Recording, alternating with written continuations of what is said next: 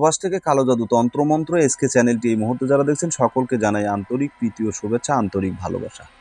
ভিডিওর শুরুতে জাতিগতভাবে প্রত্যেকটা মুমিন মুসলমান ভাই বোনদেরকে জানাই সালাম, আসসালামু আলাইকুম। হিন্দু দাদা দিদির প্রতি আদাব, অন্যান্য সকল ধর্মের প্রতি আন্তরিক ভালোবাসা, অভিনন্দন জানিয়ে আজকে আপনাদের সামনে অত্যন্ত গুরুত্বপূর্ণ একটি নকশার তাবিজ নিয়ে কথা বলবো।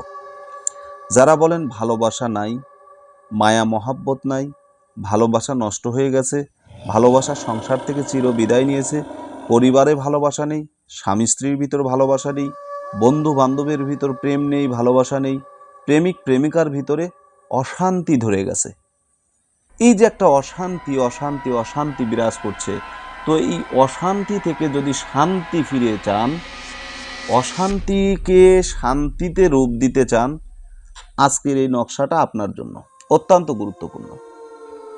খুবই পাওয়ারফুল একটা তকবির নিয়ে আপনাদের সঙ্গে কথা বলছি। অত্যন্ত পাওয়ারফুল এই নকশাটা। কাজ করবেন তো কাজ হবে, সঙ্গে সঙ্গে কাজ হবে, সঙ্গে সঙ্গে কাজ করবে, 100% গ্যারান্টি। যদি সঙ্গে সঙ্গে কারো উপরে ভালোবাসা মহাব্বত তৈরি করতে চান, তাহলে এই নকশাটা আপনারা কাজে লাগান। কিন্তু এই নকশার নিয়মটা একটু ব্যতিক্রম। যে জিনিস যত তাড়াতাড়ি পাওয়া যায় সেই জিনিস কিন্তু ততটা কঠিন হয়ে দাঁড়ায়। এখন অনেকেই মনে করেন যে আরে ভালোবাসার তাবিজ, বিচ্ছেদের তাবিজ, ঝগড়া বিবাদ, কেসাল, বান বিদ্যা, বহু তন্ত্রমন্ত্র, বিভিন্ন চ্যানেল রয়েছে। আমার চ্যানেল সহ হাজার হাজার লক্ষাধিক চ্যানেল ইউটিউবে রয়েছে, আপনারা দেখেন। তো অনেকেই প্রশ্ন করে, গুরুজি এই যে এরকমভাবে কাজ করেছি, কাজটা হচ্ছে না, তাহলে এটা কিভাবে হবে? আমি যেভাবে আপনাদেরকে বোঝাই, আশা করি যে আমাকে প্রশ্ন করার মতো আপনাদের আর কোনো উপায় থাকে না, কোনো পরিস্থিতি থাকে না। তারপরেও আপনারা যখন আমাকে প্রশ্ন করেন, দুঃখ লাগে যে আমি আসলে আপনাদেরকে বোঝাতে কি অক্ষম, আমি কি সঠিকভাবে বোঝাতে পারলাম না। যদি কোনো শিক্ষক তার ছাত্রকে সঠিকভাবে মানুষ করতে না পারে, তাহলে শিক্ষকের দোষ অথবা ছাত্রর দোষ। তাহলে আসলে কি আমি বোঝাতে অক্ষম না আপনি বুঝতে অক্ষম, কোনটা? আমি কিছু কিছু ভিডিওতে মাঝে মধ্যে একটা গল্প বলি যে এক ব্যক্তি পুঁতি পড়তো। আগের যুগের মানুষ এগুলো, এখনকার বর্তমান ইয়াং জেনারেশন যারা রয়েছে তারা এগুলো জানে না। যাদের বয়স 50-40-এর ঊর্ধ্বে, অর্থাৎ 40-এর ঊর্ধ্বে যাদের বয়স, তারা এই ঘটনাগুলো আমি যেটা বলবো তারা জানে। আগের মানুষ কিতাব পড়তো, কবিতা পড়তো, কবিতা আবৃত্তি করত। 10 জন, 15 জন, 20 জন গ্রামের শত শত মানুষ একটা জায়গায় একত্রিত হতো। সেখানে কিছু গ্রামের কিছু মানুষ কবিতা পড়তো, বুঝলেন, কবিতা আবৃত্তি করত এবং বিভিন্ন গল্পের আসর জমতো। সেখানে কিচ্ছা কাহিনী, শাস্ত্র, বহুত কিছু হতো আর কি। এখনো ওগুলো নাই। অনেক আনন্দের দিন কাটতো।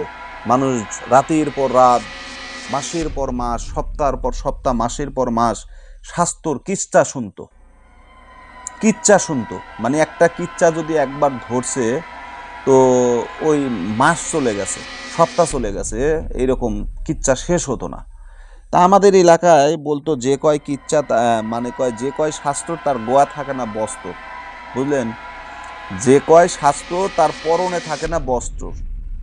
শাস্ত্রর যে ব্যক্তি বলে, এটা তো অর্ধে শতকরা 99টা মিথ্যা কথা, শতকরা 99টা মিথ্যা কথা।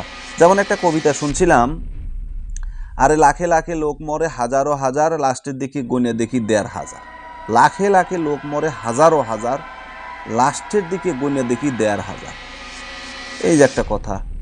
আবার অনেক গল্পে শুনছি যে ছাগলে খাইলো 700 নাও, কিন্তু নৌকা ছাগলে কেমনে খায়?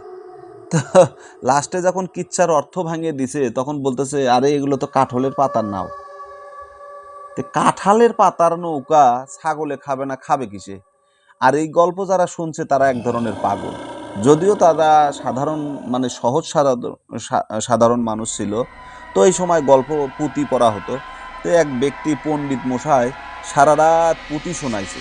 যে পুঁথি শোনার পরে, সোনাবানের পুঁথি শোনাইছে, এখন সকালবেলা উঠে ওই শ্রোতারা বলতেছে, গুরুজি, উস্তাদজি, আচ্ছা এই যে সোনা ভানের যে পুঁতি পরলেন, এই সোনা ভান মেয়ে মানুষ না পুরুষ মানুষ? তাহলে কি পুঁতি পরার দাম আছে রে ভাই? দাম নাই। তো যাই হোক, কথায় কথা বৃদ্ধি হলো। আপনাদেরকে বোঝানোর ক্ষেত্রে আমি একটা লজিক ব্যবহার করলাম, একটা কথা বললাম। যদি অনেকের কাছে খারাপ লাগতে পারে, ভুল হলে ক্ষমার দৃষ্টিতে নেবেন। কথার প্রসঙ্গে কথাটা বলেছি। এই যে নকশাটা আপনাদেরকে দেখাচ্ছি, এই নকশাটার বৈশিষ্ট্য আপনার যদি জানা না থাকে, আপনি এটাতে কাজ করতে পারবেন না। আর কাজ করতে গেলে আপনাকে শিক্ষা অর্জন করতে হবে, জ্ঞান অর্জন করতে হবে। এই কাজের মাধ্যমগুলো আপনাকে জানতে হবে।